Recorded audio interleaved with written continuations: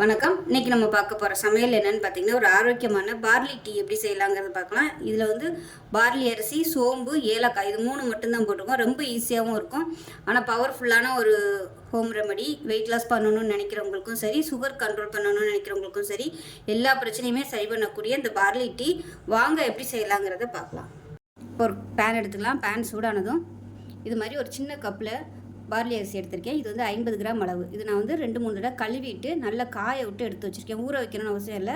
அழுக்கு போக கழுவிட்டு வடிகட்டியில் நல்லா வடியை விட்டுட்டு ஒரு துணியில் பரப்பி விட்டுட்டிங்கன்னா நல்லா உங்களுக்கு இந்த மாதிரி காஞ்சிடும். இல்லைன்னா வெயிலில் கூட நீங்கள் எடுத்து வச்சுக்கலாம் காய போட்டு. இப்போ வந்து வறுத்து எடுத்துக்கலாம்.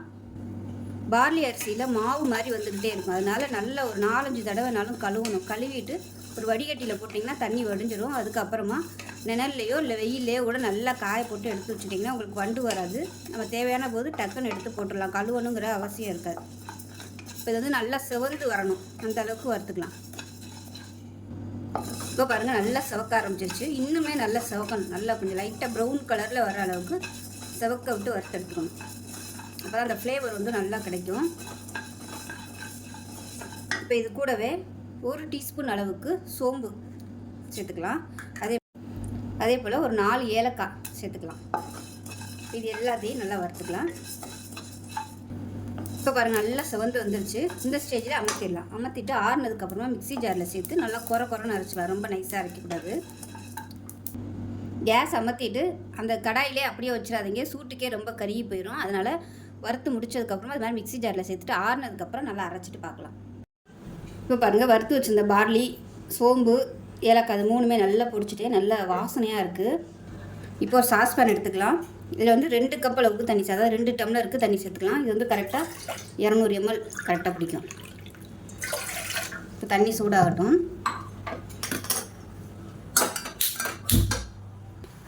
இப்போ தண்ணி நல்லா சூடாக ஆரம்பிச்சிருச்சு. இப்போ நம்ம வறுத்து வச்சுருந்த பொடியிலேருந்து 1 டேபிள் ஸ்பூன் அளவு சேர்த்துக்கலாம். இப்போ இதை நல்லா கலந்து விட்டுக்கலாம். கலந்து விட்டுட்டு 1 டம்ளராக வர வரைக்கும் வற்ற விடணும். லைட்டாக கொதிக்க ஆரம்பிக்குது. இந்த ஸ்டேஜில் நம்ம அடுப்பு வந்து மீடியத்தில் வச்சுருவோம். அப்போ தான் அந்த எசன்ஸ் எல்லாமே இந்த தண்ணியில் இறங்கும். அடுப்பு வந்து நல்லா குறைச்சி வச்சுட்டேன். கொதிக்கட்டும். இப்போ பாருங்கள் கொஞ்சம் நல்லா வத்திருச்சு தண்ணி.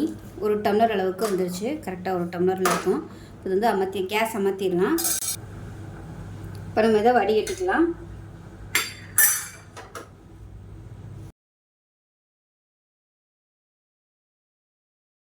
லெமன் ஜூஸ் பிழிஞ்சிக்கலாம், தேன் கலந்துக்கலாம், உங்களோட விருப்பம் தான்.